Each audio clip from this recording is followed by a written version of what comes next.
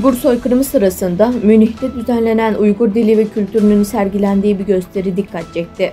28 Şubat'ta Almanya'nın Münih kentinde Gestik olarak bilinen büyük kütüphane salonunda Dünya Ana Dil Günü kutlaması düzenlendi.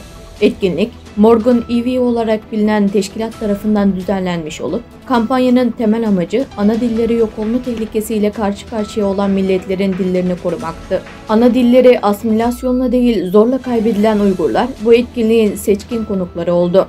Alman Uygur Kültür ve Eğitim Birliği Başkanı Peride, etkinlikte Uygurlara özel bir yer verildiğini söyledi. Etkinliğe katılan Uygur kadın ve kızları, belirlenen bir yerde Uygur dili ve kültürüyle ilgili birçok eser ve eseri sergileyerek yerel Alman toplumunun ilgisini çekti ve Uygur halkının mevcut durumu hakkında sorularını yanıtladı.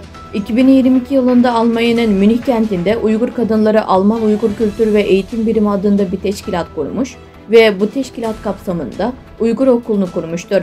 Okulun şu anda yaklaşık 10 gönüllü öğretmeni ve 80 ile 100 Uygur öğrencisi var. Uygur öğrenciler burada ağırlıklı olarak Uygur dili, tarihi, kültürü ve Uygur geleneklerini öğreniyorlar. Konuyla ilgili konuşan Teşkilat Başkanı Peride, bu okulun kurulmasındaki asıl amacın Uygur ana dilini korumak ve yaşatmak olduğunu vurguladı.